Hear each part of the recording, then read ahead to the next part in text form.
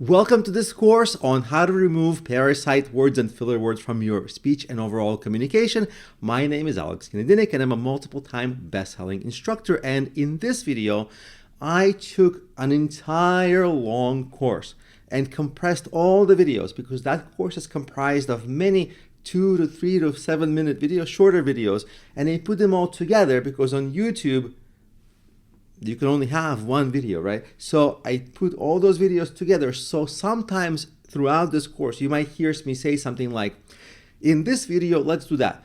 Now let's talk about this. That's because these are separate videos that are put one after another like they were in a course, but in an online course, they're usually separated by little videos, 2 to 5 to 7 minutes. But here they're just all in one video. So I just wanted to explain that format to you so that you're not surprised when you hear that. So now that you understand how the course is structured, it's a full course, and by the end of this course, you will be able to begin removing parasite and filler words from your writing and spoken communication, and you should start seeing results as early as the very same day you take this course, and of course throughout your life. So welcome, let's begin.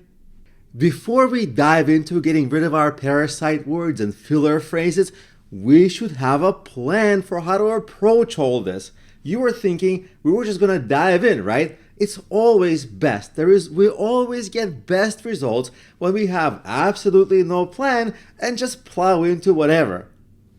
Famous last words, right? We need a plan, and let's discuss that plan. As you're going to go through the following content, you're going to recognize some parasite words or phrases that you use. Probably you're suffering from some of these issues.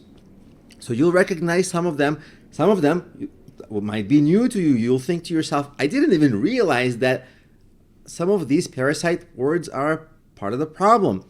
And so you'll have a number of issues to fix, which will be overwhelming. You can't do that. So my recommendation is to pick 1 or 2, if you're brave, 3 parasite words or phrases or filler words or phrases that creep into your speech that you think are the most negatively impactful to your speech. And practice getting rid of those until it becomes a habit. So we have to talk about what's a habit. If you Google what's a habit, or worse, if you YouTube what's a habit, you'll get a bunch of people who have no idea what's a habit explaining to you, here is how to build habits, because they repeat each other, and the first person repeated some incorrect studies from decades and decades ago. Obviously, different people take longer or shorter, different amounts of time to build different habits of varying difficulty. So results vary, and the time also varies. Some people build a habit in 2 to 3 weeks. Some people take a longer time, half a year. Some people actually never build some habits. So I would recommend practicing to get rid of those initial parasite words you chose to get rid of until it becomes a habit to no longer use them. So how do we tell what's a habit? Is there a test? There is an approximate test that the habit building space, sphere, industry, whatever you want to call it, uses. And that is if you retain the desired behavior, the habit behavior, 80% of the time, especially if that habit behavior repeats in different scenarios. So not in the scenarios you practice, but maybe in a more stressful scenario, maybe in the morning, maybe in the evening, maybe when you're on vacation, maybe when you're talking to one person versus a group. You're going to be nervous more or less. You're going to speed or slow down your rate of speech more or less, depending on different scenarios. And many of the bad habits from before will creep back in. But as long as you're fixing it up to an 80% success level, you can consider that fixed, and then you can move on to next parasite words to get rid of. The good news is that many of the techniques to get rid of your initial parasite words that you chose will be the same techniques that will help you get rid of the next ones. So you might notice that you will already have gotten rid of your additional parasite words by default, or it will be incredibly easy to do that with the next set of parasite words. And as you become better and better at removing parasite words and filler words from your speech, I want to give you two things to pay attention to. The first one is the rate of speech at which you are able to keep parasite words out of your communication. Because if I speak at this rate, I'm able to think more about what I'm saying, as opposed to if I'm talking at this rate, it's really hard to think ahead because there are so many words and it's really hard, and I will not be able to maintain this or sustain this for blah, blah, blah. You see, I broke. I couldn't think ahead as fast. But if you slow down, and what you want to do is find the ideal rate of speech that you can fall back to, at which you can think about your next words so that you only have perfect communication and parasite words don't creep in. The other thing to pay attention to is the level of your anxiety and nervousness, because if you're presenting to a group or in some important meeting, your heart is going to go boom, boom, boom, boom, boom, boom, boom, boom, boom, or whatever your heart does it ba bum ba bum ba ba ba. Not a doctor here. So find the level of comfort at which you're able to keep the parasite words out and keep your speech at a level that you prefer, so that you can stay within that comfort zone and always fall back into it, not get yourself riled up, because that will have negative results. So that's the strategy for the long term. And for the short term, immediately pick a few words, practice them, perfect them. Once it's a habit, move on to the next words. And over time, as you work on this, when you look back at your future self, will look back at your current self, and you'll think, I'm not perfect, but I'm so much better than before. And that's amazing. In regular life, there's a bit of a class warfare. There is the blue-collar working class. There is the upper class. Within the upper class, maybe you will have a teacher's pet section. We'll get to them in a second. And then there are also people who just say like. And those people have a stereotype that I don't want to label here because it's not a very nice label, but we all know what people think of other people who say like this, like that. It's the opposite of smart. We're not going to say what it is, but it's the opposite of smart. That's their stereotype. And what I want to point out is like, and well are class warfare of parasite words. Because imagine this sentence in a professional setting. If you're deciding within your team what skill sets you need, you might say something like, we need this skill set on our team. That opening sounded so unconfident. This is the blue collar, honest, I don't know what to say, so I'm just going to say, But then what if you replace the with the teacher's pet, the word well? Well, I think we should hire such and such person or get this skill set. It's the same exact sentence, and you're in the same position where you don't know what to say, but instead of you're saying well, and you're sounding so sophisticated now. This is the ideal teacher pet parasite word. Of course, you should not have any of these. Well, like, or even the best of all, like, when you combine the two, the perfection of parasite words.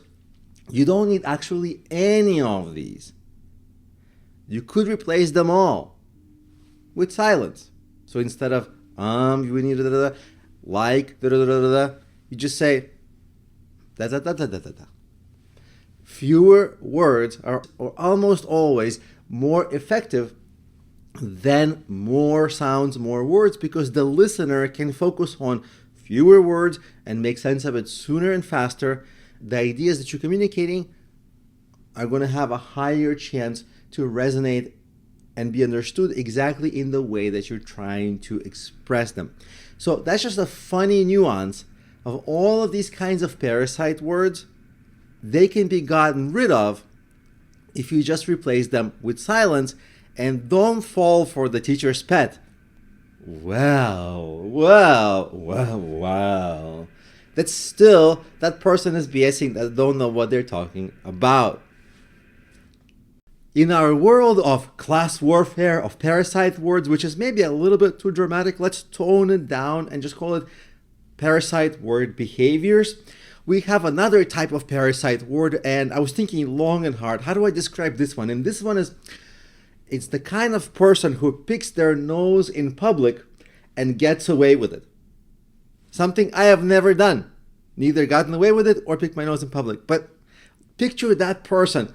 They pick their nose and they're like, I hope nobody saw it. And then they look around, nobody saw it, I got away with it.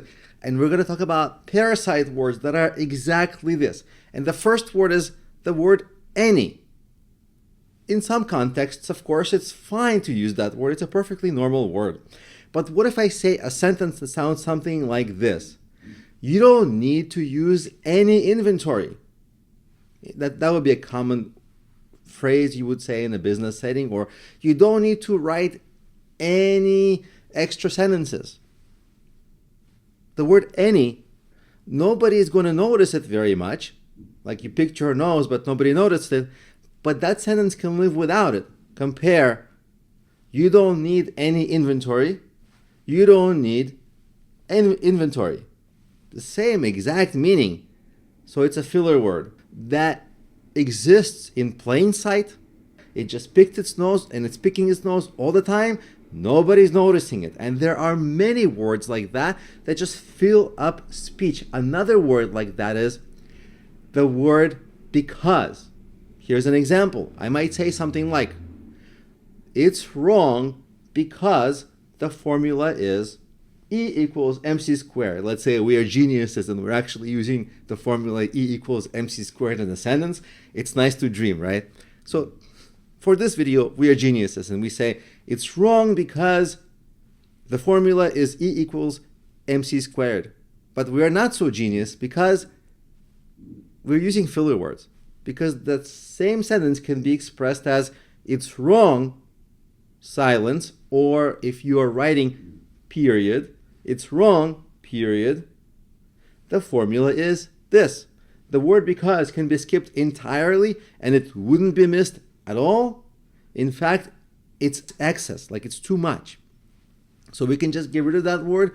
Sometimes, if you look at a sentence and it really makes sense to be there, sure, leave it. But very often, it's a word you can just leave off. And there are a few types of words that have that personality type of somebody who picks their nose in public and always gets away with it. One of the most common such words is the word that. Imagine if I say a sentence, I think that it's nice. It would be identical in meaning if I skip the word that. I think that it's nice. I think it's nice. Same meaning, fewer words without the word that.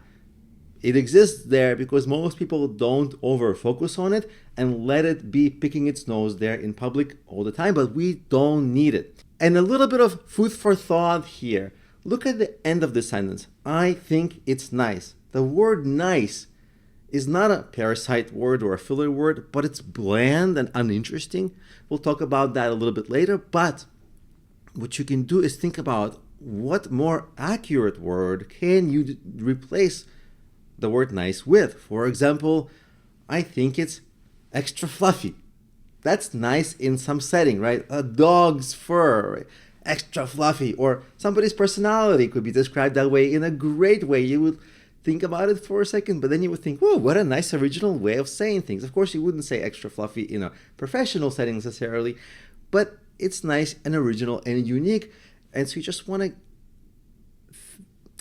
notice when you're using the words like nice, great, awesome, because there are better and more descriptive words out there that can replace those. But those are just food for thought. Those aren't parasite words or filler words. They're just uninteresting. So especially when you are writing, it's really easy to notice extra words. So try to notice when you're using these kinds of filler parasite words and just delete them. It will make your communication more concise right away, more direct, and more clear. Now let's go over some written examples of unnecessary uses of the word that so you can clearly see how it creates bloat in your communication. Here's a sentence. Notice that this coffee is extra delicious. And the reason I'm doing an example with coffee is over the years, whenever I did different examples with anything, there's no single topic that's gotten as much excitement as merely the mention of the word coffee. Now, not everybody drinks coffee. And to tell you the truth, I don't really drink coffee. I maybe have it once every 3 months. So after learning that, coffee lovers, please don't come after me with hate mail. We can still be friends even though I don't drink coffee. We can still be friends. Now, in any case, people who love coffee, they don't just love coffee. They love coffee with such a passion that just the mention of the word coffee gets them so excited that it makes me delighted to use the word coffee in that example, because I know when people see the word coffee, they'll be like, oh, coffee. So that's why we're doing examples with the word coffee. If you want professional examples, just plug in some professional use. What we are really after is sentence structure, not the individual terms. So regarding sentence structure, this sentence can be rewritten as, notice, this coffee is extra delicious. It's still the same exact meaning. In fact, you can argue that writing it this way really emphasizes this coffee is extra delicious, which is the point of the sentence. So it's maybe a better sentence. And also, if you speak this sentence, you'll sound like you have more poise. Instead of, notice that this coffee is extra delicious. It's a lot of words there. They're all kind of monotone. Compare that to the new version. Notice, this coffee is extra delicious. Because you have extra space after notice, you have musicality to your sentence. You can go high and low in your pitch. Notice, this coffee is extra delicious. You can add tone. There's more space for inflections, more space to make the other words sound emphasized or interesting in different ways. And the sentence starts to sound better and more interesting. It's the same meaning, written or spoken, but the improvement isn't incremental. The potential for improvement can be quite significant if you take full advantage of what you can now do with the extra space, because you gain not only clarity from using fewer words, but also more focus and the ability to make different words sound more interesting. Now let's look at another example. Here is another sentence. You can say that this coffee is amazing. This can be equally effective, if not more, if you say it like this. This coffee is amazing. Very similar elements are at play here. We're just getting rid of the word that. If you're writing this, you're going to add a colon. And if you're speaking, you're just going to add a pause. Now let's look at another example. This one is a little bit more of an egregious misuse of the word that. Let's read the sentence together. And that means that this person will get a raise. Naturally, the raise will be paid in cups of coffee. That's our humor. We are really concerned with the first part of the sentence because it can be rewritten as, and this person will get a raise, paid in cups of coffee. We got rid of that means that, but we retain the same meaning. You see, now we're getting rid of 3 words.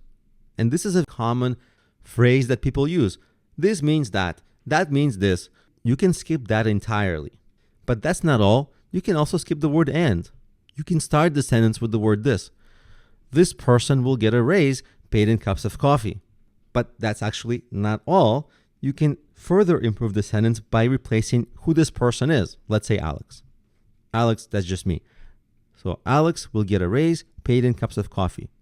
Obviously, if you're not speaking about a specific person, you can keep this phrase, this person, here. But overall, you see how many words are filler. You just don't need them. So whenever there's use of the word that in a sentence, take a tiny pause and examine that sentence to see whether that word is really necessary. Now, as with almost all the filler words, there are instances when they are actually necessary for the sentence. But there are many cases when they are not. And that's why we want to take a tiny pause, replay that sentence in our mind, and double check whether that word is necessary. And if it's not necessary, take notice of it so that after you notice it once, twice, 3 times, 10 times, 20 times, 50 times, it will start disappearing from your speech naturally and automatically. In the world of Parasite word personalities, the word and is like that person you might meet who starts off really nicely, But by the second or third or fourth sentence, you have no idea what they're talking about, or you're bored, or you just want to get out of there. Their speech might sound something like this. I got to work, and I got a cup of coffee, and I checked my email, and I answered my email, and this and that, and I talked to my coworker, and by now you just want to get away. But you can't, because there's nowhere to say bye-bye, because they're just going and I've been in that before, where I'm searching for where is there a pause so I can say that's great, that's amazing, I gotta go. There are two ways to fix this. The easiest is silence instead of and. For example, go to Google and type XYZ can be replaced with go to Google, type XYZ. You don't need the word and in there. In fact, silence gives you more poise. You sound more confident when you can take that space in the conversation of just silence. But what if you have multiple and then, like that example of I got to work and I got coffee? You can delete or get rid of the word and, but you'll run into a problem where your communication will sound choppy, like I got to work, I got coffee, I got something else, I got a bagel, I checked my email, I answered my email, You sound like a whole other weird personality. That's a clue for us that we have to dress up our repetitive speech patterns and make them more interesting. For example, you can give life to that story.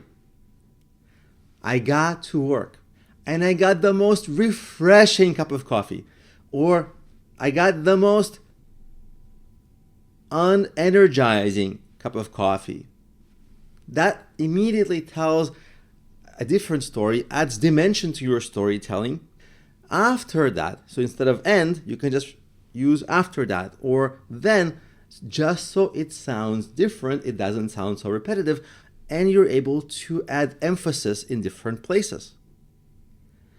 Then I got an email from my boss, and they wrote this and that and this and that. You can replace the word and with many more interesting segues, sentence structures, and sentence restructurings, so that that boring story suddenly sounds much more interesting. And you do that, the clue to do that is if you replace the word and with silence and it sounds choppy, then you know that's a great moment or a great spot where you can restructure the entire speech slightly. The points are still mostly the same, but just the sentences get some augmentation and edits. And then your story sounds more alive. There's personality to the story. It's more interesting to listen to, and the listener no longer wants to run away. Now let's talk about parasite words that are the scammy business person of parasite words, or the scammy salesperson, or the car salesman of parasite words. The reason they are scammy is because they're trying to portray more value than there actually is. Some of these words are actually, literally, or totally. If you say a sentence like, this is actually really totally great, you're trying to emphasize the greatness, but you aren't actually adding any value except filler. Of course, a great way to add value is to replace the word great with something more specific for the situation that's more descriptive, or instead of actually, totally, you would replace those words with something more descriptive. But if you cannot do that, at least get rid of the parasite words, because they are the bad, scammy salespeople of parasite words. Since we just talked about the scammy business people of the parasite word world, let's talk about the bad salespeople, because they're unconfident. The bad salesperson who's afraid to sell or afraid to make a wrong statement or a misstep. They might use words like okay, sort of, kind of, this is sort of good, okay, kind of, this is kind of so great, but it sort of does this, but it kind of does this, okay, I'm not sure, I mean, basically it does all the things you want. It kind of is going to improve your life tremendously, basically, sort of everything you want. all those words oppose what that person is trying to express. But because they maybe not confident, maybe they're just overusing the words that make them sound not confident, they end up sounding less confident. Again, they could replace words with more descriptive words or just get rid of the filler words so they don't become the afraid to say anything type of salesperson.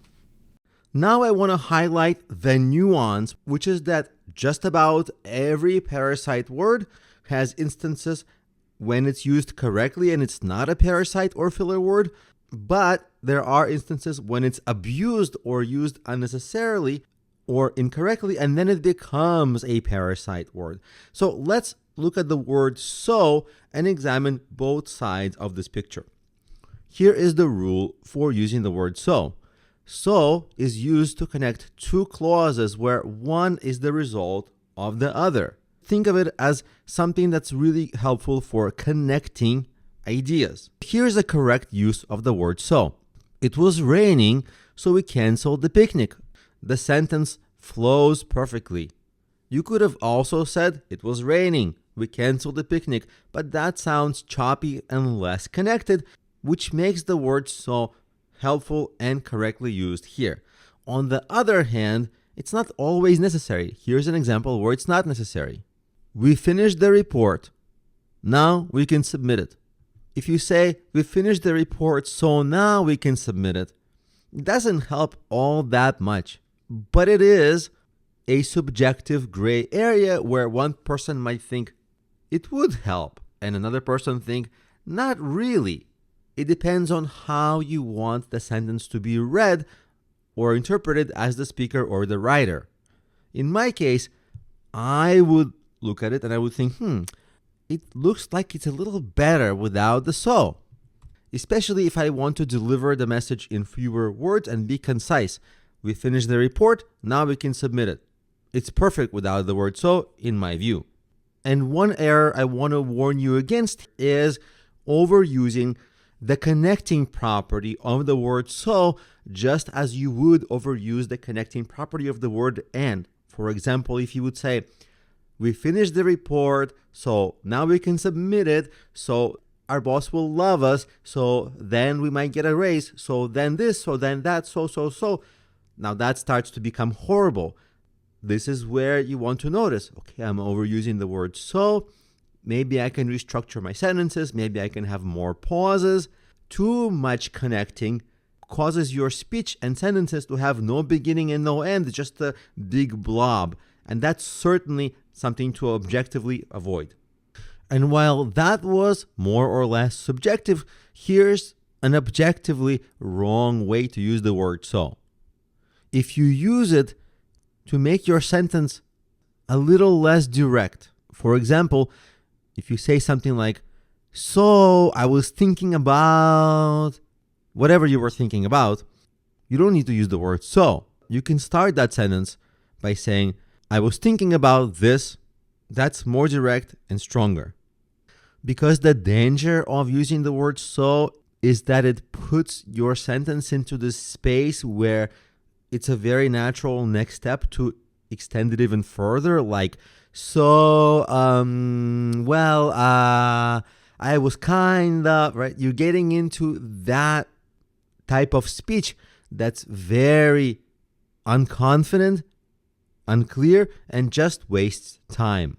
Now I want to give you a few more examples, not so much to learn the uses of specific words, but to recognize parasite word patterns so that you can recognize any word that gets used as a parasite. Because you already know that many words are sometimes parasites, sometimes helpful. So what you want to do is first, obviously, learn the basics and then become an independent thinker and recognize parasite elements within language so you can more easily remove it no matter what the parasite word is. So here's the first example. When we are connecting too many ideas, and you already have seen that you can overuse the word and, you can overuse the word so to connect ideas, often the words and so are necessary and helpful, but sometimes they aren't. So here's an example of a different word, just like there can be dozens of words that can be used as a parasite to overconnect things. Here's an example. I think it's wrong because the formula is this. You don't really need the word because. You can rephrase this to say, I think it's wrong, the formula is this. You don't get a lot of value from connecting these thoughts. So that's just a pattern to look for. Are you connecting things unnecessarily? Are you better off to just have one fewer word? Now, let's look at another type of an example. This is when you simply add bloat to your communication. Here's an example. You don't even need to do any of these tasks. The meaning of the sentence would be the same if you get rid of the word even. You don't need to do any of these tasks. Now, instead of the word even, there could have been dozens of other words, so just learning one word isn't so helpful. What's helpful is to recognize a pattern so you can check on the fly, in the moment, is some word here just not necessary at all? And then right away, get rid of it. Here's another example of words that simply add bloat. In this example, we're going to use the word to. The exercise is to take this and do that, whatever it might be. You can get rid of the word to. The exercise is take this and do that. You simply do not need the word to. Now, is it a tremendous error to use the word to? It isn't. It's completely fine. Most people wouldn't notice that it's extra. But if you want to tighten up your communication, then certainly you want to recognize when such words creep in and take them out. And as you practice this, you'll start recognizing many words that are simply not necessary, and naturally, without much effort moving forward, as you get good at this, have more concise speech and writing without filler or parasite words. With this video, I want to give you a fun exercise to practice what you learn, to recognize and remove unnecessary filler or parasite words from language. And if you might say, well, that does not sound like fun, maybe you're right. I've gone off the deep end of nerdom, and if I think this is fun, perhaps I need help. But maybe just bear with me, give me the benefit of a doubt. This could be fun, and the reason it could be fun is in just this one sentence, you can find so many parasite and filler and unnecessary words that at the end, it could be like, ooh, kind of fun. Here's your exercise. Take this sentence. So what you want to do is start by learning the basics. This is a pretty bland sentence you might hear or read somewhere.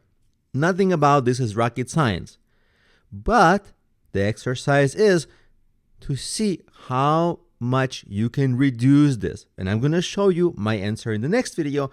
But before that starts, try this exercise now and see what can you remove and how can you restructure the sentence to have the same meaning with fewer words. And let's compare in the next video whose sentence ends up being shorter, mine or yours. So maybe that little bit of competition can still be fun.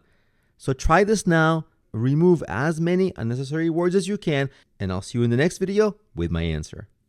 Now, I'm going to give you the answer to the very, very fun exercise I gave you in the previous video, which is to see how many words you can remove from this sentence. So what you want to do is start by learning the basics. Here is version 1. You don't need the word so in the beginning. Let's just delete that. So that's improvement number 1. For improvement number 2, you can get rid of the entire opening of the sentence. What you want to do is, that's entirely not necessary. Start by learning the basics. That's already what you want to do. So hopefully that was fun for you to do and to see just how many words often creep into our sentences that are completely unnecessary. And hopefully this gave you a good example to practice from and compare results. Now I want to give you an extremely effective exercise to help you identify and begin the work to get rid of the parasite and filler words you use. So here's your exercise. Record yourself on video for 2 minutes while you are explaining the topics below. And 2 minutes is a reasonable amount of time. so that your presentation doesn't go too long and it isn't too short. No one else has to see what you record. It's just for you. Of course, you can share this with your friends and family so you can get more feedback. But if you're shy, you can keep this all privately for yourself. Now, here is the set of topics to present about. And there's logic behind these. The first topic you want to record your 2-minute presentation on, and don't prepare this, just record your own speech. Describe what is a chair and when it is used. The reason for this is everybody understands what is a chair and when it is used. This is information you shouldn't think too much about, because very often parasite words creep in when we are describing new information. So this is going to isolate that case so that it's not new information. You have nearly zero confusion about this topic, as little confusion as you would have about any other topic. It's one of the more clear and objective topics there can be. On the other hand, for your second video, explain what is AI, artificial intelligence, and when that is used. Now, unless you're an AI expert, this is an infinitely complex field, and whether you are new to AI or have used AI before but not programmed AI, or you're not an expert in it, just a user, there is a depth of information that is confusing and unclear, and the future is unclear. So many of the things you'll be discussing are things you'll have to think about, which might cause you to use words like, well, I don't know, essentially stalling while you're thinking. So this more complex topic will increase the chance that you'll be using parasite words. And for an even more complex topic, for your third video, predict the future of AI. And almost no one on the planet knows what the future of AI is for certain. Some people think they know, but how can they know? It's prediction of the future. This is more complex. And that's why we're doing 3 different videos, so you can practice on a range of topics. If you don't like my topics, replace them with yours, but choose one easy one, one complex one. And you can do this for any filler words that plague you. For example, you just learned about a few filler words. When you record your videos, check whether you use those filler words. As you progress through the course, and as you write or present more complex things in your personal or professional life, you can do the same exercise. So this is not a one-time exercise. This exercise is great because it's repeatable for any topic. In the next section, in whatever you're focusing on, in a year from now, long after you've completed this course, you can still do this exercise. It's ubiquitous. And the main things you want to look for after you've recorded yourself is look for filler word instances, look for how confident you appear while presenting, and how clear you ultimately explain things, and for extra credit, how inspiring and how entertaining you come across, because that's also a part of speech and presentation. So do this exercise. It can be quite eye-opening and certainly helpful. In order to understand why we use parasite words, we have to do a little bit of exploration into how language works in our brains. Now, don't worry, we're not going to learn about the different parts of the brain. That's a little bit too complex for this subject matter. But what we will do is go over basic but a practical view of how language is developed. You see, words are basically stringed together one after another. When a baby learns language, they learn one word. Eventually, they learn what words follow that, what the next word is, and they can start to make 2-word phrases, 3-word phrases, and longer phrases. If we just look at language as a black box without too much understanding, it can feel like a mystery. But it becomes really simple to understand how we learn language when we simply think of it as sequencing the words one after another. And each word that we know has a set of other common words that usually follow it. So what happens in our brains is we form sequences or patterns or sometimes habits for which words and which phrases follow other words and phrases. It's not rocket science, it's just patterns and habits. What happens to patterns and habits? If we don't pay attention to them, they won't ever change. Why would they? if we're not paying attention to it, it's probably not at the forefront of our mind, not the most important thing, not the highest priority thing, so we won't focus on it and won't change it. But if you want to improve your speech, then you want to pay attention to your speech, pay attention to your speech patterns and which words follow which other words or things that occur in your daily life. It's basically trigger, behavior, trigger, behavior. And of course, as you know, new patterns and new behaviors take a little bit of time to get established, and old behaviors and patterns take a little bit of time to break. But with enough attention and enough practice, you'll take this mysterious concept of like, how do I improve my speech? And it will actually be relatively not that hard with attention and practice. There is an infinite number of reasons people may use parasite words. Some of those reasons may be relatively uncommon. So here I'm just going to go over the common reasons we use parasite words so that you may recognize the reason why you may be using parasite words. And I'll be giving you some suggestions for how to get on the road of getting rid of those parasite words in your speech and overall communication. Now, the first common reason we use parasite words is when we are unprepared for the situation. This might be in a meeting at work. This might be in a presentation. It feels like we should just get things right from the first time, but professionals practice before they speak or present. It might feel to you, being on the receiving end of a certain great presentation, that the presenters just wing it. It feels like it's their first time presenting what they're presenting. But behind the scenes, 99 times out of 100, the reason their public presentation is going so well is because privately they practiced in frustration and got things wrong many times before they got them right. So if you want to improve your speech patterns, practice, practice, practice. The very common way to practice is a very awkward one also, but it is effective. Try speaking in front of the mirror or recording yourself.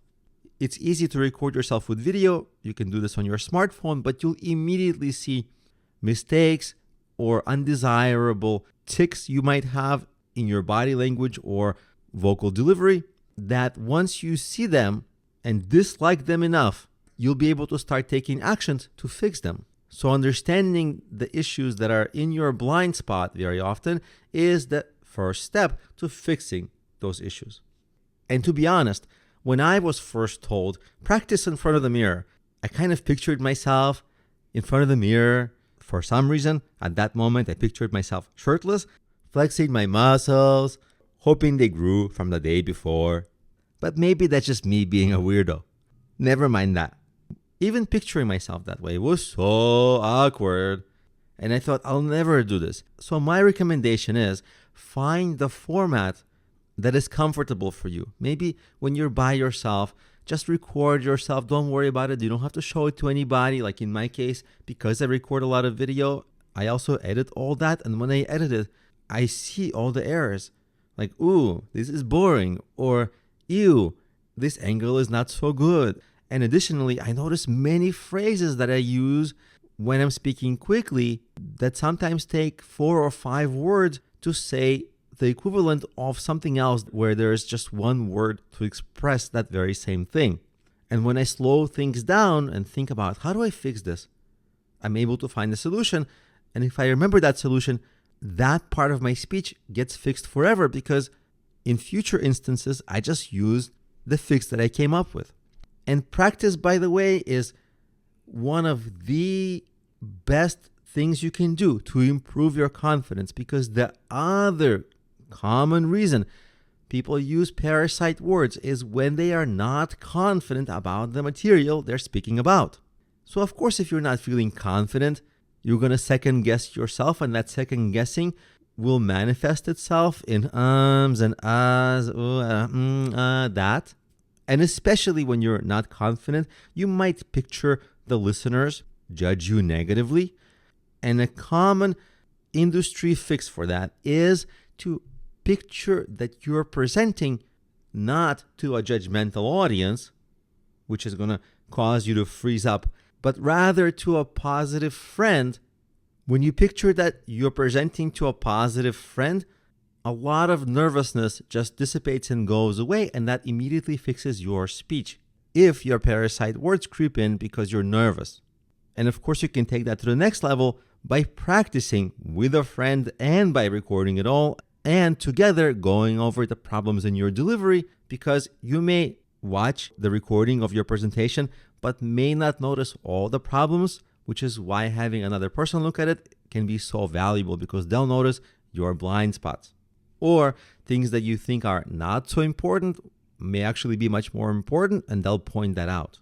And of course, additional ways to improve confidence is simply to just become better at whatever you're presenting. So do more research before you present or speak and have more practice takes until it's second nature. Because if you picture how athletes practice, athletes do tens of thousands of repetitions of basic movements before those basic movements become second nature. So if you think, oh, I'm just going to wing it and get rid of my parasite words or speech problems, professionals practice incredibly seriously. So be closer to what professional athletes do than somebody who just wings it. Now, another reason parasite words creep into your speech is because your brain may be trailing the flow of your ideas. Like your ideas are going rapidly one after another, but you're just not able to put words on all those ideas. In that case, you may benefit from simply slowing down your rate of speech, because having fewer but more precise words is better than rapidly jumbled words. So pause, think about how to express what you want, then express what you want in fewer words. And if you've done this, but your brain is still trailing what you want to say, it's just not catching up, there are some ways to tune up your brain. They are the basics. Make sure you get enough sleep. Make sure you hydrate it. And avoid large meals that will make you sleepy and make all your blood go to your stomach. Now, I'm not a dietitian. And even though I'm sounding like a mom right now, like, oh, eat your vegetables, get to sleep. Okay, I won't do that too much, but these do make your brain work better. There's no debate about that. So just take care of your physical body and it will immediately improve your speech. And of course, any other physical or mental activity you want to do. These are just good practices for your professional and honestly your personal life. And as I promised, I'll stop being a mom about these things now. You're an adult, you can do whatever you like. But if any of the things I went over in this video feel like they are the causes of why you use parasite words, at least try my suggestions to fix it, because these suggestions are good practices. There's a common reason people use parasite words, which is to fill the space with something other than silence, because silence can be interpreted by other people as their turn to speak. If you say something like, that is my belief, here, blah, blah, blah, blah, blah.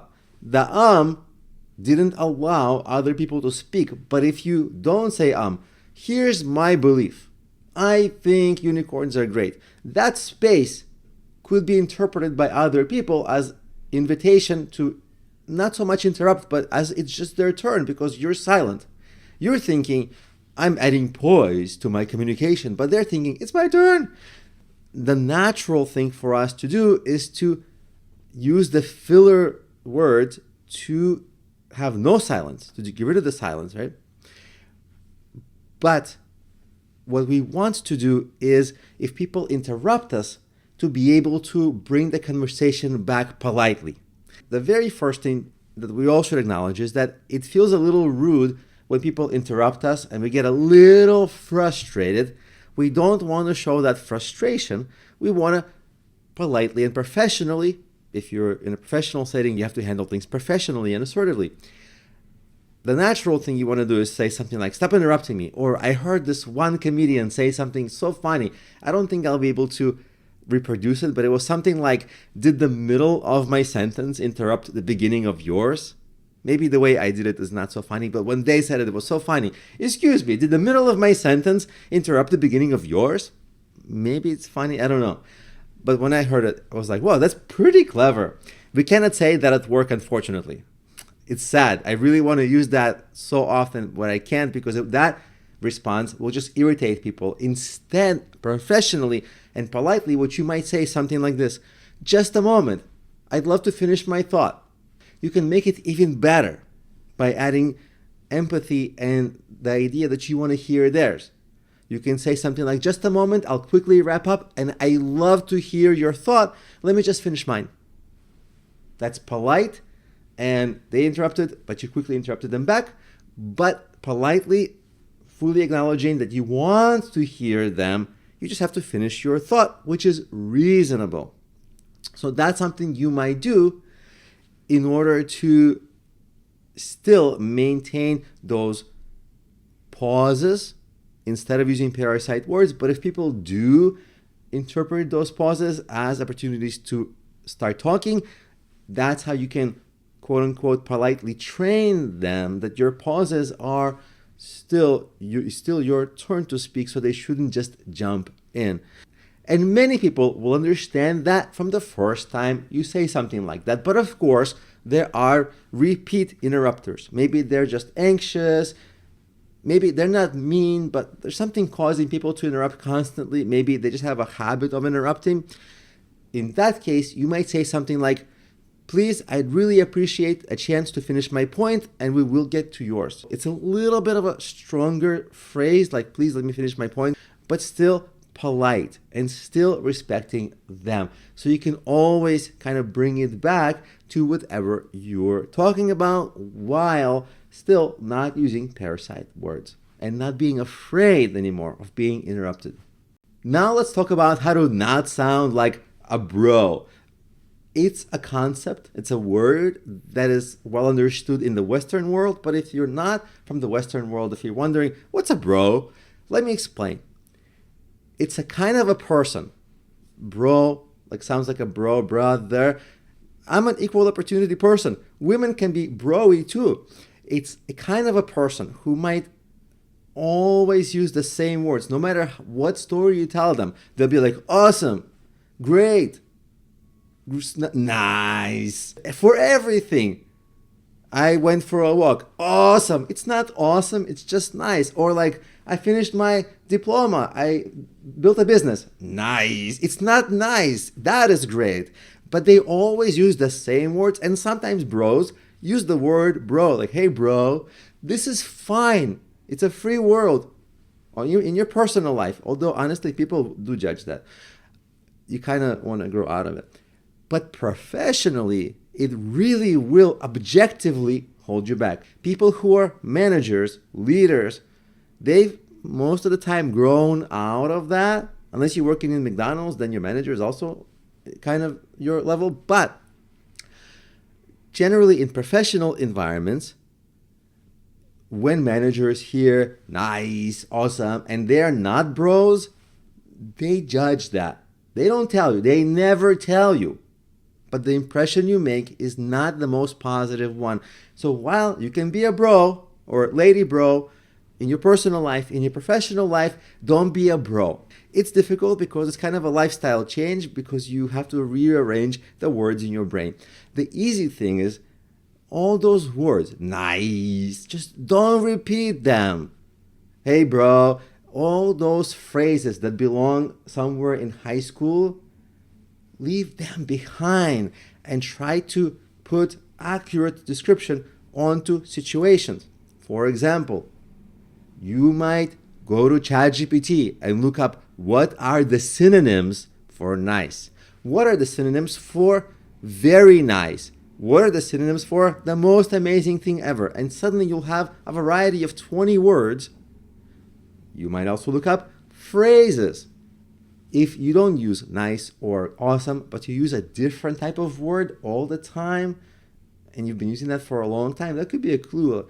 I'm overusing some term as a blanket term for all walks of life, all occurrences. Nice, like, oh, awesome, sweet.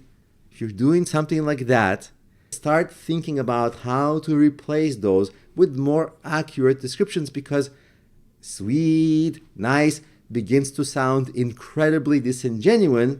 Like, People also use non-broy words like I'm proud of you for everything. Like, oh, I walked 1 block. I'm so proud of you. Oh, I did this small thing. I actually don't know the level of effort you put into it, but I'll just say, I'm so proud of you. If you remember earlier, we talked about the middle class, the blue collar workers, and the teacher's pet. The teacher's pet will say, I'm so proud of you. That's incredible. But they're still not thinking about the nuances and details of the situations. So you can be a teacher's pet bro. I'm not discriminating. You can be an all walks of life bro. You might not even know that you're a bro, which is the most fascinating bro. But the doctoring of it, the fixing, is to look at your overused phrases that make you sound uninteresting, or a bro, like a bro. And you'll know exactly what to address, and suddenly your speech and your communication will become richer and more interesting, and most importantly, people will take it more genuinely and believably, because if they hear nice, I'm proud of you, that will lose its potency. They'll be like, you say that every sentence, whatever. You don't even mean it, you don't even think about it, and I don't believe that you care about what I'm saying. But if you use original language and words to describe situations, then people will be like, oh yeah, it will, even on a subconscious level, they'll be realizing, oh, they thought enough about the situation, they understood it well enough, and what they said is an accurate response to what I told them, and they will appreciate that much more. So you can stay a bro, it's cool, but it's better to grow out of bro language. Now I want to introduce you to something called a pseudo-cleft sentence. And I think this is the #1 worst name of anything in grammar. And that's actually hard to accomplish because grammar naming is really confusing, often cryptic. But pseudo-cleft not only gives almost no clue as to what we're talking about, but it sounds more medical or maybe even sexual. I don't know. Maybe that's just me being weird. Certainly, it's hard to tell what it is from just seeing it, but what it describes are phrases within sentences that make the entire sentence considered pseudo-cleft sentence. So let me read a sentence like that to you so that you understand. After that, what happens is I get some coffee. The phrase what happens is used for some emphasis. Sometimes it's used to stall, but it's entirely unnecessary because if I delete it, that's a perfectly fine sentence. After that, I get some coffee. And this type of a phrase, what happens is, that means that, occurs in many sentences. Let me give you a few more examples. Here's another one. I have worked here for over a year, and it means that I am more likely to get a raise. You could just say, I have worked here for over a year, period. I am more likely to get a raise. Or, I have worked here for over a year, so I am more likely to get a raise. You don't need all this bloat. Sometimes these are fine phrases to use if you use it for enough emphasis, but most of the time it is filler. Because of that, we want to notice it and just get rid of it. And notice these sentences are different. The first one is, what happens is. The second one is, and that means that. Now here's some more examples. The thing is, I wasn't really paying attention. You can get rid of the thing is, and it will retain almost the entire meaning. And I snuck one little extra filler word in here, really. You can also get rid of really. So if you feel happy that you found some filler words and you got rid of them, keep looking. You sometimes maybe can find more. But I'll leave this sentence as it was so that you can see what the error was. Now let's look at another example. What I mean is, we should probably leave soon. You can retain the same meaning by saying we should probably leave soon. Here, we're not so much after any particular phrase as we are after the pattern that occurs. Because what I wanted to show you is that this takes on many forms. What happens is, and that means that. The thing is, what I mean is. So if you ever notice that type of filler, pause and rethink the sentence. Ask yourself, do you really need it? Can the sentence be the same? If it can be the same, either delete it from your writing or remove it from your speech next time. But certainly be aware of these. These add bloat and confusion most of the time unnecessarily. Now I want to give you a little bit of food for thought and perhaps a more advanced way of looking at phrases to see which phrases are filler or not optimal. So if I give you a simple looking sentence like, they wrote it in haste, which you might say if you're looking at some piece of writing and noticing some mistake, an excuse might be, they wrote it in haste. At first glance, this kind of a sentence may look completely fine, and it can be passable. But passable doesn't mean that it's optimal or ideal. So as an advanced food for thought, or something to focus on for the long term, notice when there are so many little words to describe one thing. When there are many little words to describe one thing, that's a clue that there is a word that means that one thing. For example, compare this sentence, they wrote it in haste, to they didn't proofread. Now, the meaning is a little different. The first version means that they wrote it quickly. The second means that they didn't proofread. But very likely, what we are expressing in the first sentence is that they didn't proofread because they wrote it in haste. So the second sentence has a lot more precision. And obviously, meanings of sentences are subjective. Very often they're up for interpretation, so there is some room for debate here. Like you might say, it might even sound better if it was like this. They didn't proofread because they wrote in haste. That's more specific and more descriptive, so I can agree with that. But the main point of what I'm communicating here is to look for precise single words that stand for combinations of little words. And when you have a bunch of little words in a sentence, that's your clue to think ahead and think better to find a more precise way to express yourself.